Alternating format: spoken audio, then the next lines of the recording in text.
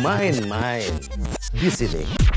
Yo, jumpa lagi di main-main bareng Iwake di Main TV. Hai, dan gue masih punya cerita banyak yang bakal gue share ke lo. Dan buat kali ini, gue akan bercerita tentang obrolan-obrolan sejarawan dan antropolog ya. Kalau menyoroti perkara pemimpin dan kepemimpinan. Niscaya mereka akan berbicara dalil dialektis yang saling mempengaruhi bahkan saling membentuk ya. Jadi segala sesuatu tentang kepemimpinan pada masa itu adalah kita membentuk rakyat jelata. Bunyinya kayak gini nih. Pemimpin lahir dan membentuk jalan pikiran dan orientasi nilai dan kehidupan para kaula dan pengikut-pengikutnya. Nah, bener kan? Pokoknya pemimpin tuh harus ngebentuk di situ, shaping jelata rakyat mau kayak apa segala macam dibikin tuh kayak tembikar tuh ya. Nah, jadi jika kita bicara tentang zaman Jenggala, Kediri dan Singasari, maka jelas di zaman itu raja berkuasa mutlak atas rakyat. Dan rakyat di sini hanya domba-domba yang taat, nurut dan takluk pada baginda raja. Nah, jadi kita lihat di sini pemimpin dengan mahkota. Pada waktu itu mungkin definisinya mahkota adalah sesuatu simbol ya. Mahkota adalah simbol berkuasa. Mahkota adalah simbol di mana kita memperoleh kekuasaan dan duduk di singgasana. Mahkota adalah sesuatu yang bisa diperebutkan dan mahkota adalah sesuatu yang bisa diakui untuk bisa menjadi untuk bisa menduduki posisi singgasana. Itu pada waktu itu tentang definisi mahkota. Nah, di zaman Republik kita bicara tentang mungkin di dekade terakhir ya. Nah, ini dalil sejarah bicara sebaliknya. Rakyat berbicara mengenai jalannya pemerintahan dan pemerintah menerima kiblat pemikiran itu tanpa keculasan untuk selingkuh secara politik. Nah, kita balik lagi ke mahkota nih. Mahkota pada waktu itu dengan mahkota pada zaman sekarang mungkin memiliki definisi yang berbeda. Karena gue percaya yang namanya pemimpin butuh mahkota.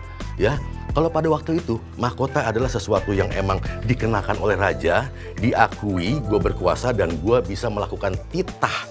Gue bisa mengeluarkan titah sehingga rakyat akan manut taat buta kepada setiap titah yang dikeluarkan sang baginda raja. Nah, tapi sekarang tentang definisi mahkota. Buat gue ngelihat mahkota adalah sebagai bentuk respect. Respect itu kita nggak bisa kita menuntut respect dari seseorang. Respect adalah sesuatu yang diberikan oleh orang ke kita karena mungkin apa yang kita lakukan. Itulah mahkota yang didapatkan seseorang pada zaman sekarang. Bentuk respect. Itu bedanya zaman dulu sama sekarang tentang mahkota di kepemimpinan. Dan pemimpin itu bukan dewa untuk di zaman sekarang. Oke, dan di zaman sekarang kepemimpinan itu ditentukan oleh aspirasi rakyat jelata, bos, ya kan? Nggak kayak dulu lagi. Nah, jadi menurut gue pemimpin memang harus istimewa walau harus nggak menjadi dewa karena di sini aspirasi rakyat jelata yang dibawa. Kita di sini ngobrolin masalah branding nih. Nah, tentang branding atau pencitraan. Banyak orang yang alergi dengan kata-kata pencitraan. Halo pencitraan loh, itu nggak asik. Buat gue, pencitraan itu nggak salah. Karena pencitraan itu sendiri ya secara advertising, dia adalah menzooming apa yang ada di diri seseorang sebagai produk.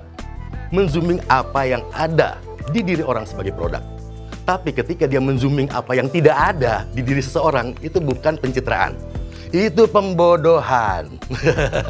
Nggak ada kok dicerita-ceritain. Seperti gue bilang tadi, ketika pun emang dia melakukan pencitraan, ya ada pencitraan, dia menzooming apa yang ada di dirinya, bukan menzooming apa yang tidak ada di dirinya.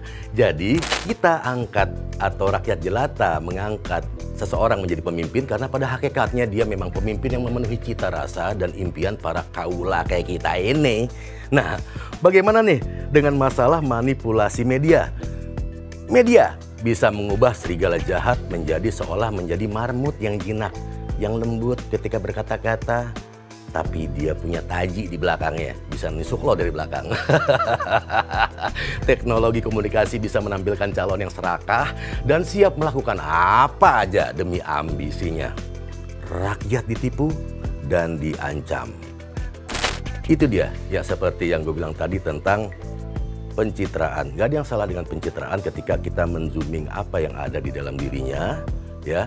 Tapi ketika udah timnya itu menzooming apa yang tidak ada di dalam dirinya, udah bukan pencitraan lagi. Sekali lagi, itu gue bilang pembodohan.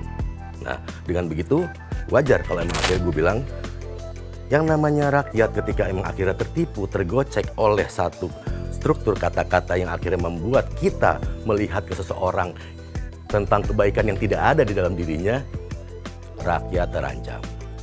Dulu hal itu menakutkan, tapi sekarang dunia punya struktur kekuasaan baru dan moralitas baru.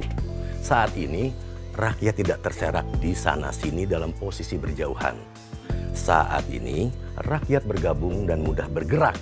Bergerak bersama membongkar kepalsuan seseorang yang gak layak sebagai calon pemimpin. Jadi gimana caranya? Kumpulkan jejak-jejak kejahatan dan kepalsuannya.